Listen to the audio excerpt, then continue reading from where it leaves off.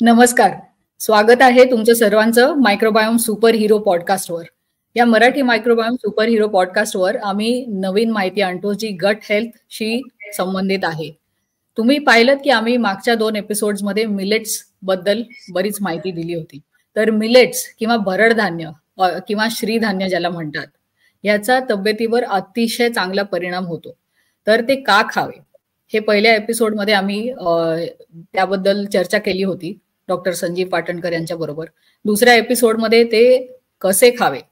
तर तुम्हाला जर अजून त्याबद्दल माहिती पाहिजे असेल की नक्की यात पोषण काय आहे, कुठले मिलेट्स खावे आणि ते कुठल्या कुठल्या आजारांसाठी वापरू शकतो, कसे खावे, हे जर जाणून घ्यायचे असेल तर हा एपिसोड नक्की पहा शेवटपर्यंत. माझ्या बरोबर आहे माझी को होस्ट सुजाता गोखले, को फाउंडर अर्णा जेनेक्स सोल्युशन्सची. आमच्या कंपनीमध्ये अर्णा जेनेक्स सोल्युशन्स मध्ये सुजाता पण को फाउंडर आहे माझ्या बरोबर. वेलकम सुजाता, तुझं स्वागत आहे. आणि की तुझीच आठवण येते कारण जी माहिती आहे तुझ्याकडे ती एकदम खोलवर आहे. तू स्वतः मिलेट्स वापरते, आयुष्यात खूप मिलेट्सचा वापर करते, म्हणून तुझ्याकडून ही माहिती मिळाली तर प्रेक्षकांना पण ह्याचा फारच उपयोग होईल. तर आपण आज बोलूया की आपण बघितलं मिलेट्स का खावे, कसे खावे, पण मिलेट्स बद्दल जर डिटेल्स अजून माहिती पाहिजे असेल की ते कसे वेगळे आहेत, तांदूळ किंवा आपण गहू खातो मोस्टली, तर असं काय आहे मिलेट्स मध्ये ज्यांनी आपल्याला ते खायची गरज आहे? नमस्कार रश्मी आणि नमस्कार मंडळी. गंमत म्हणजे मिलेट्स बद्दल मी बरेच वर्ष आधी वाचलं होतं आणि स्वतः डायबेटिक असल्यामुळे त्याचा वापर करून माझ्या तब्येतीवर काय परिणाम होतो याचा अनुभव घ्यायला मी सतत ते वापरत असते आमच्या रोजच्या जीवनात. पण मी हे सगळं कार्यक्रम सुरू करण्याच्या आधी मी एवढं तरी नक्की सांगेन की मी डॉक्टर कादरवल्ली जे मिलेट मॅन ऑफ इंडिया आहेत त्यांना मी गुरु मानते. कारण त्यांनी दिलेली माहिती आणि त्यांनी दिलेली काय विशेष त्याचे प्रक्रिया जे आता मी थोड्या वेळात तुमच्याशी बोलणार आहे, तर त्या सगळ्या फॉलो केला म्हणजे आपण आपल्या रोजच्या जीवनात ते आणलं आणि आपल्या आहारात त्यांना हे केलं, मिलेट्सचा वापर केला, तर नक्कीच आम्हाला बरं वाटेल. आणि त्याचं कारण आहे की मिलेट्स आपण सरळ सोट मी जेव्हा कधी माझ्या कोणी ओळखीच्या लोकांना विचारते की अरे मिलेट्स खातो आम्ही, अरे म्हणजे बाजरा आणि ज्वारी ना, तर फार तर लोक नाचणी म्हणतात. आणि ते खरं आहे, ते त्या मिलेटच्या याच्यातच बसतात. म्हणजे मिलेट्सच त्यांना म्हणजे बाजरा, ज्वारी आणि नाचणी हे मिलेट्सच मानले जातात आणि आहेत. पण त्याच्या पलीकडे आपल्याकडे सिरीधान्य आहेत, ज्या वेगळ्या कॅटेगरी म्हणजे त्याला वेगळी एक महत्व आहे आपल्या आयुष्यात.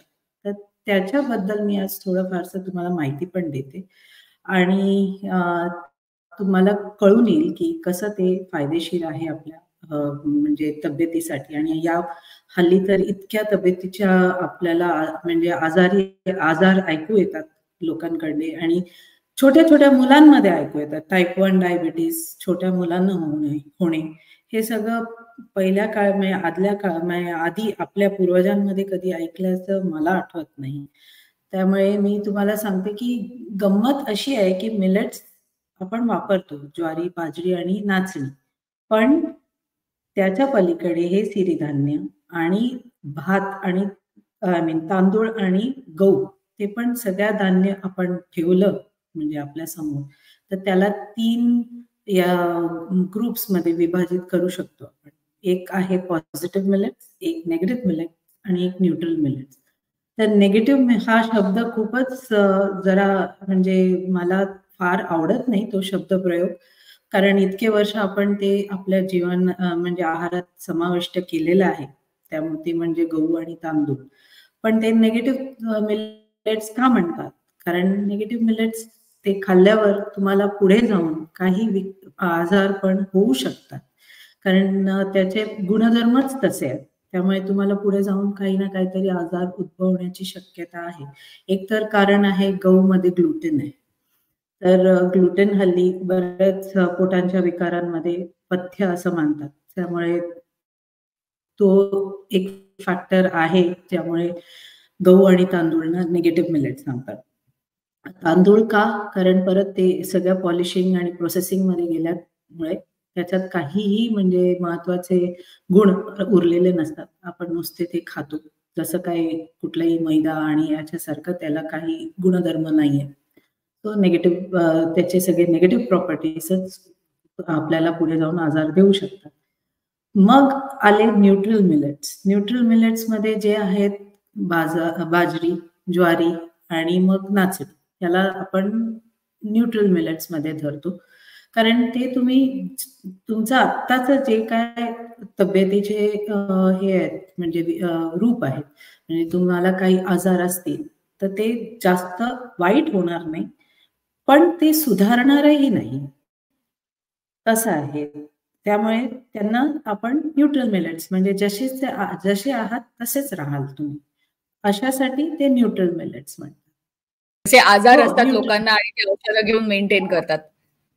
हा, म्हणजे तुम्ही आता जसे आहात शुगर तसे. लेवल्स तुमचे तसेच राहतील, ते काय फरक नाही पडणार तुमच्या याच्यात. म्हणजे फरक कसं, तुम्ही हे सगळं अन्न का खाता? तुम्ही बरं व्हायला खातात, you want to get well, तुम्हाला आजारपणातनं मुक्ती हवी, तर तेव्हा मग तुम्हाला हे पॉझिटिव्ह मिलेट्सचे खूप फायदे होतात.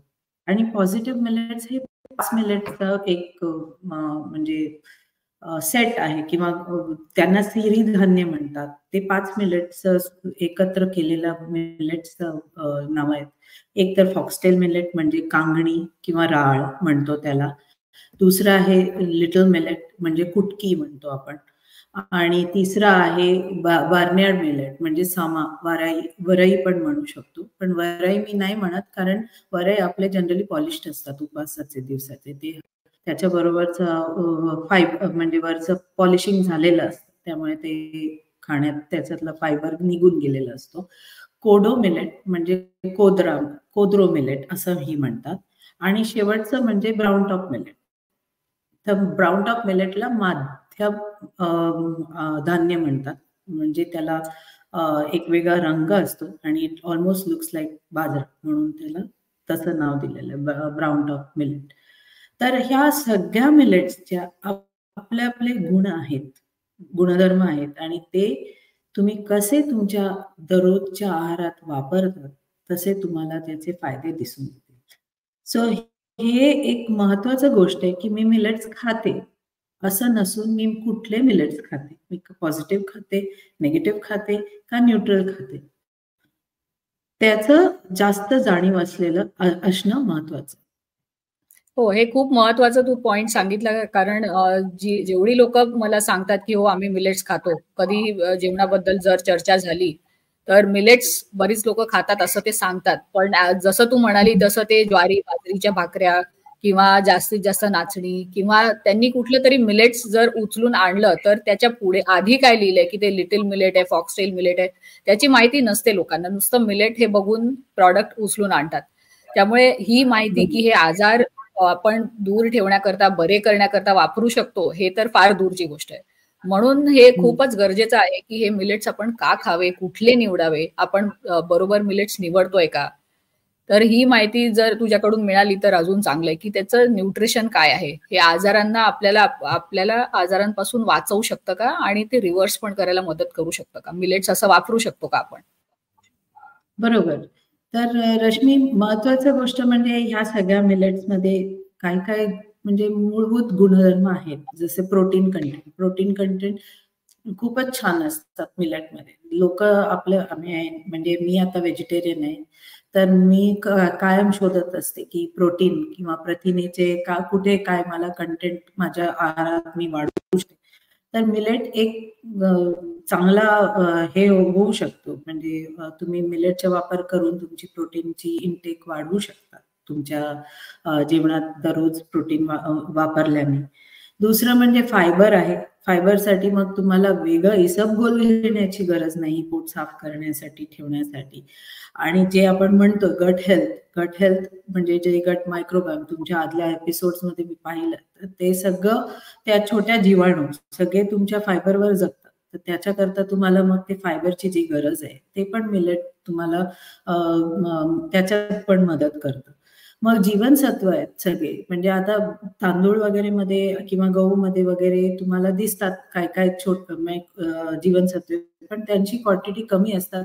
म्हणून आता हल्ली आपल्याला फॉर्टिफाईड सिरियल्स वगैरे मिळतात, जे मुलांना त्याच्यात ऍड करून ते दिलेले असतात. म्हणजे त्याच्यात वेगळं म्हणजे मिसळून फॉर्टिफाय करून सिरियल देतात. त्याची काही गरज नाही तुम्हाला. मग हे तुम्ही मिलेट्स वापरलात तर तुमची म्हणजे जीवनसत्व त्याच्यात ऑटोमॅटिकली आहेत. B1 आणि रिबोफ्लेविन आणि नायसिन आणि या सगळ्या गोष्टी तुम्हाला मिळून जाऊ शकतात. मग खनिजे, मिनरल्स, किती वेळा आपण बघतो की आयर्नच्या गोळ्या घेतल्या किंवा ह्याच्या गोळ्या घेतल्या, आपण मॅग्नेशियमच्या गोळ्या घेतल्या, झिंकच्या गोळ्या घेतल्या, त्याची पण तुमची गरज लागणार नाही मिलेट्सच्या वापरमुळे, कारण त्याच्यात पण खनिज पदार्थ खूप आहेत. जसं very interesting magnesium, phosphorus, potassium आणि जास्त म्हणजे बऱ्याच ह्या सगळं गोष्टी असल्यामुळे त्याच्याशी रिलेटेड जे हे असतात आजारपण, त्याचे पण तुम्हाला रिव्हर्सल करता येतं. So that is an interesting aspect to millets की त्याच्यात ऑलरेडी आहे, तुम्हाला वेगळे टॅबलेट्स घ्यायची गरज नाही. अँटीऑक्सिडंट्स आहेत आणि मग आवश्यक तुमच्या फॅटी ऍसिड्स पण आहेत, ओमेगा 6 आणि ओमेगा 3. आता तुम्ही एक एक वेगवेगळे म्हणजे प्रत्येक मिलेटचं पाहिलं तर त्याचे पण म्हणजे वेगवेगळे गुणधर्म आहेत. It is very interesting Rashmi, कारण आपल्याकडे ही सगळी आपल्या संस्कृतीत होतं आधीच्या काळापासून, पण आपण कधी त्याच्यावर लक्ष दिलं नाही. आणि हे ग्रीन रेव्होल्युशन जेव्हा झालं आणि तांदूळ आणि गहूचे निर्माण जास्त झालं, तेव्हा आपण कुठेतरी आपले सगळे हे मिलेट्स विसरून गेलो. म्हणजे over a period of time आपलं, आणि ह्याची तुम्ही बघितलंच असाल आमच्या पूर्व एपिसोडमध्ये की त्याची म्हणजे माहिती दिली होती डॉक्टर पाटणकरनी की ह्याच्यात म्हणजे आपल्या कालिदासमध्ये त्याची म्हणजे त्या मिलेट्स बद्दल लिहिलं होतं. शकुंतला मिलेट्सचं माहिती दिली होती, यजुर्वेदामध्ये दिलेली आहे. तर इतक्या जुन्या म्हणजे प्राचीन ही आहेत धान्य आहेत की आपण कुठेतरी ते विसरून का गेलो, आणि जे आपल्याकडे आपल्या संस्कृतीमध्ये ऑलरेडी होतं. तर मी पहिलं म्हणजे असं फॉक्सटेल मिलेट, कांगणी, त्याची मी काय एक्सपर्ट नाहीये, पण जे काय थोडीफारशी माहिती मी मिळवली आहे त्याच्यावरनं मी हे सांगू शकते की हे मूत्रपिंड, फुफ्फुसे, हाड, सांधेदुखी इत्यादी संबंधित आजारपणांना खूपच चांगलं आहे फॉक्सटेल मिलेट. आणि म्हणजे तुमच्या ज्या किडनी इश्यूज असतात, हल्ली किती लोकांना मी ऐकते की आमचं हे किडनी इश्यूज आहेत, आणि तुम्हाला या कांगणी मिलेटमुळे दूध उत्पादन कमी होत असेल तर त्याच्यासाठी पण म्हणजे वापरता येतं. सो ह्या सगळ्या गोष्टी तुम्ही एका तऱ्हेने म्हणजे it's sort of a cleanser for your kidney, म्हणजे तुमच्या किडनीला काय म्हणतो ते फंक्शन करण्याच्या दृष्टिकोनाने मदतीस लागतं. त्यामुळे ते तुमच्या श्वसन काही आजारपण उपाय करायच्या दृष्टीने श्वसन संस्था असो, मज्जासंस्था असो, ह्या सगळ्या गोष्टींमध्ये ते प्युरिफिकेशन आणायला ही फॉक्सटेल मिलेटची खूप फायदा असतो. लिटल मिलेट म्हणजे जे आपण म्हणतो कुटकी, हे तर म्हणजे it is very good for any reproductive organ. म्हणजे तुमच्या ज्या पुरुष असो स्त्री असो, किती मुलांचं आपण आता ऐकतो की पीकॉस आहे, एंडिओमेट्रिसिस बायकांमध्ये किती वेळा आपण आपल्याला ऐकून येतो, मुलं होत नाही. तर त्या रिप्रोडक्टिव्ह ऑर्गन्सना जितकं म्हणजे फायदेशीर असतील ते सगळे लिटल मिलेट्स मध्ये गुण आहेत. त्यामुळे little millets is another millet that you can use it. आणि गंमत म्हणजे ते इतकं हलकं धान्य आहे की तुम्ही लहान मुलांपासून ते देऊ शकतो. तुम्ही म्हणजे लहान मुलांना, म्हातारे लोकांना, सगळ्यांना हा मिलेट तुम्ही सहजपणे सुरुवात करू शकतात ते द्यायला. आणि बार्नयार्ड मिलेटच्या बाबतीत म्हटलं तर बार्नयार्ड मिलेटमध्ये कावीळ किंवा तुम्हाला हेपॅटायटिस ए, हेपॅटायटिस बी म्हणजे लिव्हर फंक्शन्स तुम्ही जे म्हणता, तर लिव्हर फंक्शनसाठी, प्युरिफिकेशनसाठी किंवा लिव्हर फंक्शन सुधारण्यासाठी त्याकरता तुम्ही बार्नयार्ड मिलेट वापरू शकता. आणि मग वी हॅव कोद्रो मिलेट किंवा काय म्हणतो त्याला, कोद्रो म्हणतो आपण त्याला. तर त्याचे सगळे प्लेटलेट्स म्हणजे तुमचे रेड ब्लड सेल्स आणि प्लेटलेट्स निर्माण करायला मदत करते कोद्रो मिलेट्स. तो तुमच्या सर्क्युलेटरी सिस्टम, नर्वस सिस्टम त्याच्यावरती तुम्हाला परिणाम देतो. तेव्हा तुम्हाला मजबूत रोगप्रतिकार म्हणजे तुमची इम्युन डेफिशियन्सी, इम्युन सिस्टम, रोगप्रतिकारक शोधक हे कारक शक्ती तुमची वाढवते. ते त्याच्यात तुम्हाला कोडो मिलेट किंवा कोद्रो मिलेट मध्ये तुम्हाला होऊन जातं. आणि शेवटचं ब्राऊन टॉप मिलेटचं ऑलमोस्ट फॉक्सटेल मिलेट सारखेच गुण आहेत, पण त्याच्यात अजून आणि काय म्हणतायत त्याला, माइंड इश्यूज साठी म्हणजे तुम्हाला अल्झायमर्स, पार्किन्सन्स आणि सो त्याच्यासाठी पण ते वापरले जाते. सो तुम्हाला ते फॉक्सटेलचा बेनिफिट आणि तुम्हाला मेंटल इश्यूज साठी जे नर्वस सिस्टम, ब्रेन सिस्टम सगळ्या म्हणजे त्या सगळ्या फंक्शन्स ना इम्प्रूव्ह करायला हे ब्राऊन टॉप मिलेट अति उपयोगी आहे. तर त्यामुळे हे सगळ्यांना आपण पॉझिटिव्ह मिलेट्स हा शब्द देईल, कारण तुमच्या सगळ्या या इंद्रियांना ते म्हणजे बरं करतं. तुमच्या काय असतील, कारण ह्या सगळ्या इंद्रियांमधनच तुमच्या आजार उद्भवतात. तर लिव्हर असो, किडनी असो, रिप्रोडक्टिव्ह सिस्टम असतो, गट असो. गट तर सगळ्या मिलेट्स तुमच्या सुधारत असतात. म्हणजे तुमच्या गट मायक्रोबायोम बॅलन्स आणण्याचं काम तर मिलेट्स करतच. तर मग तुमचे आजार रिव्हर्स होईल असं नक्कीच आम्हाला वाटतं त्याच्यात. हो, हे खूप महत्वाचे तू आता पॉइंट्स सांगितले आहेत. त्यात खूप वेगवेगळ्या गोष्टी आहेत की आजार का होतात. पहिले तर आपल्या शरीराला, आपल्या सेल्सना किंवा पेशींना पोषण मिळत नाही. जे हवं आहे ते पोषण मिळत नाही किंवा वेगळंच काहीतरी मिळतं ज्याची गरज नसते.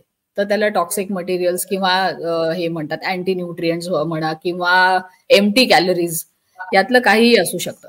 तर आपल्या शरीराला जर उत्तम पोषण मिळालं तर आपला आहार हेच आपलं पहिलं औषध असलं पाहिजे. तर हे जे तू सांगितलं की विशिष्ट आजारांकरता विशिष्ट मिलेट्सचे कॉम्बिनेशन वापरता येतात, हे अगदी म्हणजे लॉजिकल आहे की त्यात ते न्यूट्रिएंट, आपल्याला शरीरात ते न्यूट्रिएंट्सची गरज आहे आणि यांनी ते आजार बरे होऊ शकतात किंवा आपण ते दूर ठेवू शकतो. तर हे खूपच त्याचं लॉजिकल कन्क्लुजन आहे. आणि जसं तू म्हटलं की हे आपल्या पूर्वजांनी बरंच मिलेट्स बद्दल बऱ्याच साहित्यामध्ये लिहिलेलं आहे. किती जुने यजुर्वेद म्हणा किंवा कालिदास म्हणा किंवा शकुंतला म्हणा, हे एवढ्या जुन्या ग्रंथांमध्ये पण ह्याचं लिहिलेलं आहे याबद्दल की मिलेट्सचे कसे उपयोग आहेत, श्रीधान्य किंवा भरडधान्य. आणि तिसरी गोष्ट जर बघितली की आपण जे आदिवासी जमात आहे, जे ट्रायबल बेल्ट मध्ये बघू, तिथे लोक मिलेट्स अजूनही, ते अजून अर्बनाइज झाले नाहीयेत. आपण शहरांमध्ये आणि इव्हन खेडेगावांमध्ये पण हे सगळे मिलेट्स विसरलो आहोत. पण जे ट्रायबल एरियाज आहेत, जे आदिवासी जे भाग आहेत भारतातले तिथे किंवा दुसऱ्या देशांमधले पण, तिथे अजूनही ते एन्शंट ग्रेन्स किंवा मिलेट्स खातायत. त्यांना माहित आहे की याचे काय परिणाम आहेत. Excuse me. आणि बरोबर. तर आपण हे सगळं जर विचार केला आणि आपण नेगेटिव्ह मिलेट्स रोज खातो, जसं तांदूळ किंवा आपण ह्याचा विचार केला गहू, ज्यांनी ऍक्च्युअली दुष्परिणाम होतात कारण ते न्यूट्रिशनली तेवढे पोषक तत्व नाहीच आहेत त्यात. तर आपण जे कॅलरीज हाय आणि स्टार्च हाय आणि लो इन न्यूट्रिशन असं जे खातोय की पोषण त्यात नाहीये, पण आपण शरीराला फक्त आपण पोट भरण्याकरता ते खातोय. आणि आता त्याची सवय झाली आहे, कारण ग्रीन रेव्होल्युशन नंतर तांदूळ आणि ह्याचं एस्पेशली पॉलिश्ड भात अनपॉलिश जो आधी खात होते तो आता पॉलिश्ड आहे. आता त्याचं जे काय पोषण होतं ते पण त्यात चाललं गेलेलं असतं. आणि गहू ते खाल्ल्याने बरेच आजार वाढतायत. तर आपण जर विचार केला की तू एक गोष्ट म्हणाली की फॉर्टिफाईड सिरियल्स, लहान मुलांना हे सिरियल्स देतो आपण आणि बऱ्याच त्या डब्यांवर लिहिलेलं असते की fortified with calcium, zinc, iron, minerals, काय असं बरंच काय काय लिहिलेलं असतं, किंवा विटामिन्स B12, नायासिन, थायमिन. तर हे जर फॉर्टिफाय करावे लागत असतील तर आपल्याला ते घेताना विचार आला पाहिजे की नेचर असं काहीच बनवत नाही ज्याला फॉर्टिफाय करायची गरज कधी पडते. ते अवेलेबल आहे आपल्यासाठी. जर तुम्हाला असे प्रॉडक्ट्स दिसत आहेत दुकानात की ज्यावर फॉर्टिफाईड लिहिलेलं आहे, त्याचा अर्थ आपल्याला विचार करायची गरज आहे की याला फॉर्टिफाय का करावं लागलं. तर ते म्हणजे मिलेट्स आणि फॉर्टिफिकेशन हे किती आपण कुठे होतो आणि कुठे आहोत हे सगळं अवेलेबल आहे. हो, एक मूठभर धान्य हे सगळं आहे आणि एक मूठभर धान्य म्हणजे बरड धान्य मध्ये हे सगळं असताना आपण का वेगळ्या तऱ्हेने त्याला परत ultra processed foods, ultra processed package foods आणि ते पण फॉर्टिफाईड की वरून टाकलंय जे आपण ऍब्झॉर्ब करू पण नाही शकत. त्यामुळे ते नुसतं दिसतं की हो हे विटामिन का करावं. आणि तू जसं म्हटलं की ते लहान मुलांना, ते वयस्कर लोकांना, सगळ्यांना पचनाकरता अतिशय सोपं आहे, त्यातून सगळं पोषण मिळते आहे. तरी पण आपण ते सोडून असे प्रॉडक्ट्स विकत घेतो जे कंपनीज बनवतात, जे फॅक्टरीज मध्ये बनतंय, जे अल्ट्रा प्रोसेस्ड आहे. आणि हे माहित आहे क्लिअरली की अल्ट्रा प्रोसेस्ड काहीही खाऊन आयुष्य कमी होतं, त्यांनी आजारांची रिस्क वाढते, त्यांनी बरेच दुष्परिणाम होतात. तरी पण आपण अशा प्रकारचे चॉईसेस का करतो. तर आपण जर विचार केला की हे मिलेट्स आपल्याला खायचे आहेत, आता लोकांना कळलं तुझ्याकडून की हे 5 प्रकारचे पॉझिटिव्ह मिलेट्स आहेत. न्यूट्रल मिलेट्स खाल्ल्याने ना वाईट परिणाम होत ना काही चांगलं होत त्यांनी, मेंटेनन्ससाठी बेसिकली ते आहे. आणि जर आपण नेगेटिव्ह मिलेट जे आपण रोज खातो, तांदूळ आणि गव्हाबद्दल विचार केला, तर आता आपल्याला जर खायचे असतील प्रेक्षकांना पॉझिटिव्ह मिलेट्स, तर ते कसे खावे. की आपण जर मिलेट्स आणले उचलून आणि त्यांना जर असंच बनवलं की शिजवलं डायरेक्टली, तर त्याचे काही दुष्परिणाम होऊ शकतात का, नक्की कसे खावे ते, हे याबद्दल खूप लोकांना कन्फ्युजन आहे. हे तू क्लॅरिफाय केलं तर, त्याबद्दल जरा स्पष्ट केलं तर अजून. हो, कारण मी पण जेव्हा आधी मिलेट्स आणलं घरी आणि म्हटलं की वापरूया, तर पहिल्यांदा जेव्हा मी वापरलं तर मला लक्षात आलं की मला जरा पोटाचे गडबड, म्हणजे इट कुड बी कॉन्स्टिपेशन किंवा डायरिया, त्या म्हणजे किंवा दुखणे, पोट दुखणे. आणि मग विचार केलं आणि परत मी म्हटलं तसं डॉक्टर कादरवल्लींच्या सगळ्या ज्या माहिती आहेत त्याच्यातनं मी वाचून बघितलं, तर मला लक्षात आलं की मिलेट्स हा धान्य खूप म्हणजे काय म्हणतो नेचरला म्हणजे पेस्ट रेझिस्टंट आहे. त्यामुळे त्याच्यातच इनबिल्ट काही आपण म्हणतो जसं फायटो न्यूट्रिएंट्स आहेत, म्हणजे जे नको असलेल्या जीवजंतूंना त्यांच्या म्हणजे त्या धान्याच्या पिकांपासून लांब ठेवण्याकरता स्वतः पीक निर्माण करतो. तर तो त्यांच्या म्हणजे त्या धान्यांवरती असतं आणि ते काढण्याकरता मग तुम्हाला ते धान्य 4 ते 6 तास तरी भिजवायला लागतं. सो इट इज मस्ट की मिलेट्स सगळे कुठलेही तुम्ही वापरा, पण त्या मिलेट्सना तुम्ही 4 ते 6 तास भिजवायलाच तुम्हाला लागतं. आणि त्याच्यानंतर त्या पाण्यात सकट तुम्ही त्याला वापरा, म्हणजे शिजवा आणि वापर त्याची करा. दुसरं म्हणजे लोकांनी हेही विचारलं की अरे पिठं बनवू शकतो का. हो, तसंच तुम्ही भिजत घाला. आपण कितीतरी गोष्टी असं करतो, म्हणजे आपल्या काय काय म्हणजे आता चकली बनवायची असेल तर तांदूळ धुवून आपण वाळत घालतो, तसंच हे पण भिजत घाला, मग वाळत घाला आणि वाळवून मग पिठं बनवून ठेवा. मग त्याचे तुम्ही पोळ्या बनवा, तुम्ही धिरडं बनवा, सगळी बनवा, काहीच हरकत नाही. पॉपकॉर्न सारखं पण त्याला तुम्ही वापरू शकता. त्याला भाजून म्हणजे ते पॉपकॉर्न सारखे फुटून ते हलके होतात, ते पण तुम्ही वापरू शकता. सूप आणि सलाड मध्ये वापरू शकता. तर हल्ली तर मी बघते की बाजारात पण बरेच काय काय मिलेट्सचे प्रोडक्ट्स येतात, त्याच्यात तुम्हाला मिलेट्स वापरलेत म्हणून सांगतात. ठीक आहे, तुम्ही घरी बनवलात तर मिलेट्सच्या बिस्किट वगैरे तुम्ही नक्कीच बनवू शकतात आणि ते चांगलेही लागतात, मिलेटचे गोड पदार्थ. पण एक इथे मला सांगू इच्छिते की बाहेर जे बाजारात जेव्हा मिळतं तेव्हा प्लीज कृपा करून त्याची न्यूट्रिशन लेबल वाचा, कारण त्याच्यात दरवेळेला जरी त्यांनी सांगितलं असेल मिलेट प्रोडक्ट आहे म्हणून, पण त्या मिलेट प्रोडक्ट मध्ये बऱ्याच वेळा मैदा हे ऍड केलेलं असतं, त्याला एकजीव करायला म्हणून ते वापरलेलं असतं मिलेट्सच्या पावडरमध्ये, आणि त्याचं प्रमाण बघा.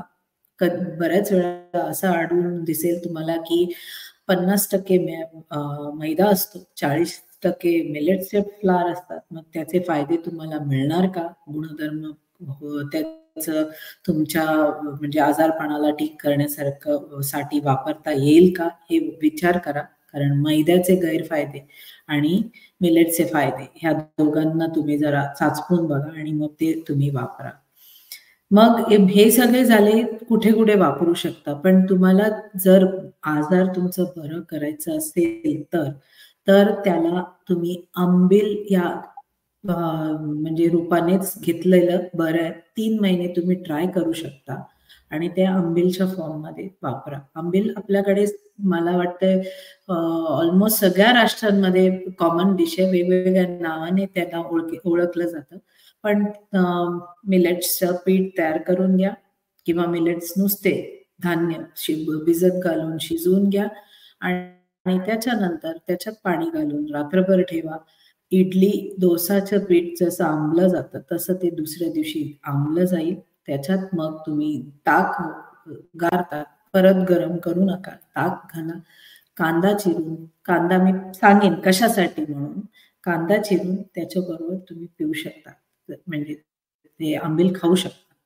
एक तर तुम्ही त्याला फर्मेंट केल्यामुळे जे रश्मीचं एकदम प्रिय टॉपिक आहे गट मायक्रोबायोम म्हणजे प्रोबायोटिक हे निर्माण होतील जीवजंतू लाईव्ह म्हणजे लाईव्ह ऑर्गॅनिझम जे म्हणतो, त्यामुळे ते तुम्हाला मिळून जाईल आणि त्याच्यामुळे त्या जीवजंतूमुळे तुमचं बी विटॅमिनचं पण वाढ होईल. कारण मी बरेच लोकांना ऐकलंय बी विटॅमिनची डेफिशियन्सी आणि त्याच्यामुळे नर्वच्या सगळ्या आजार पण त्या होतात, ते कमी होतील तुम्ही असं रात्रभर ठेवून. आणि नवीन नवीन डायव्हर्सिटी म्हणजे वेगवेगळे प्रकारचे तुम्हाला ते छोटे जीवाणू मिळतील.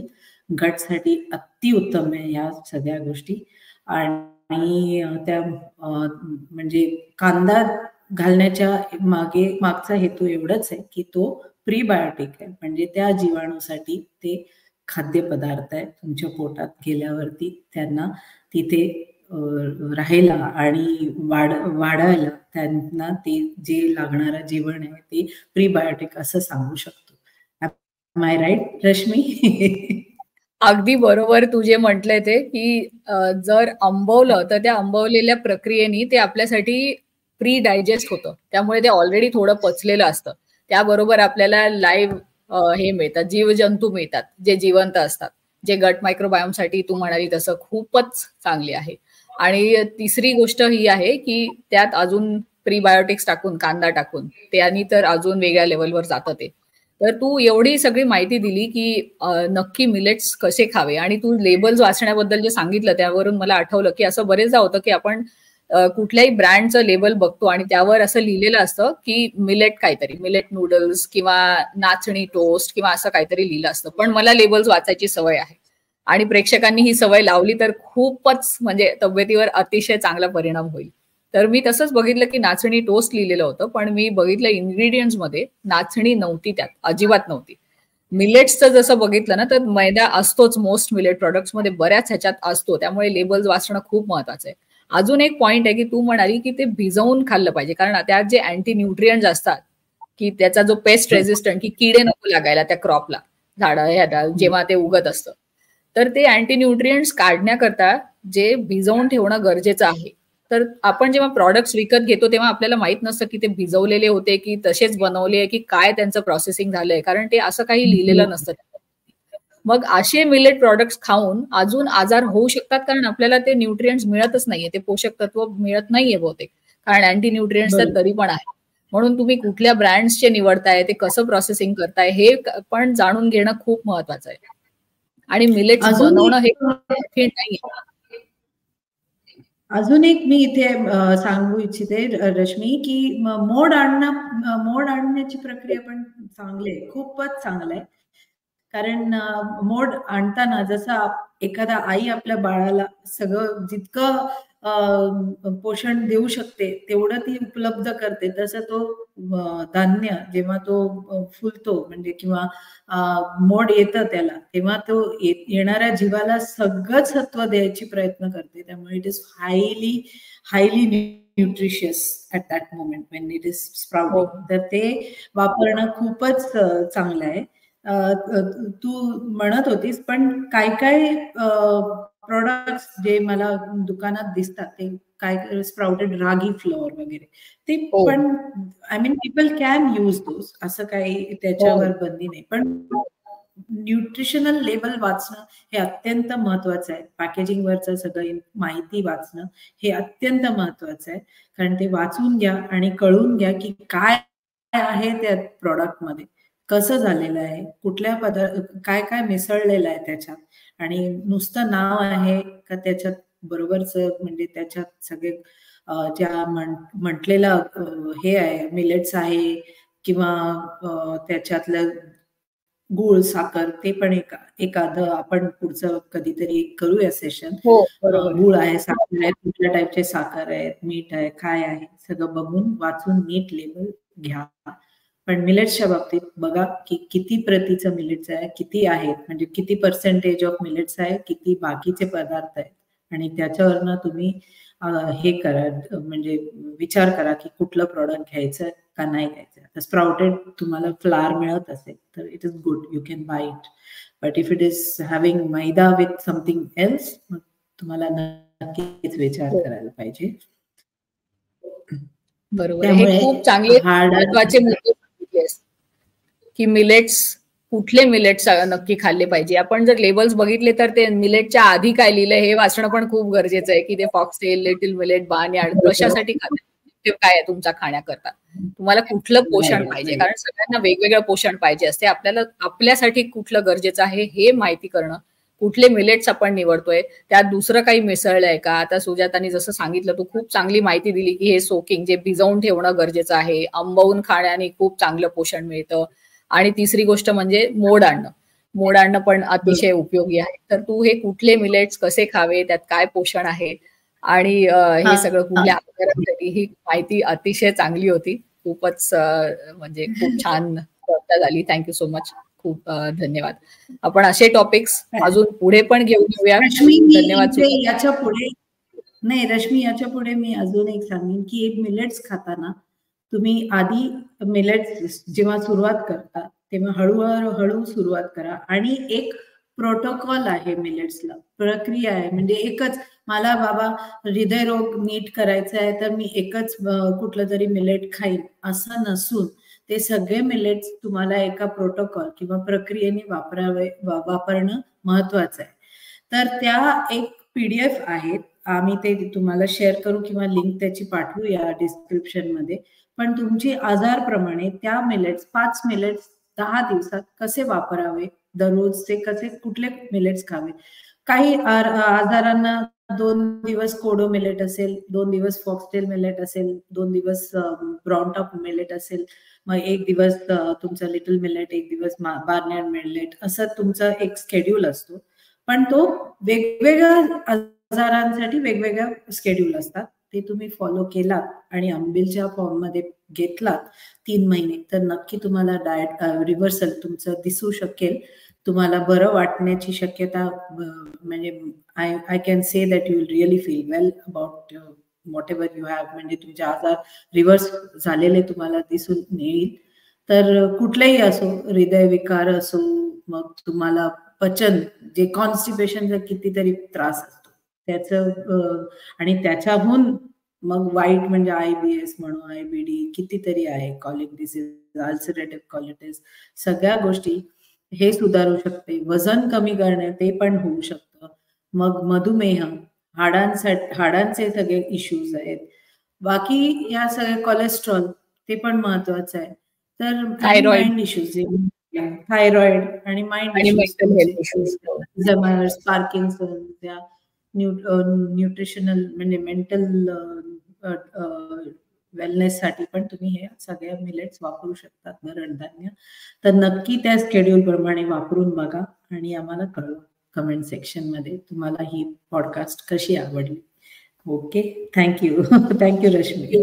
धन्यवाद सुजाता, खूपच चांगली माहिती दिल्याबद्दल. प्रेक्षकांनो, जर तुम्हाला ही माहिती आवडली असेल तर नक्की बघा डिस्क्रिप्शन मध्ये जे PDF आम्ही शेअर केलं आहे त्यात ही माहिती आहे जी सुजातांनी सांगितली होती की कसे मिलेट्सचा सिक्वेन्स कुठला असला पाहिजे कुठल्या आजारांकरता. दुसरे पण असे बरेच विषय आम्ही आणणार आहोत पुढे. तर तुम्ही अजून सबस्क्राईब केलं नसेल तर सबस्क्राईब करा, लाईक करा आणि शेअर करा हा व्हिडिओ.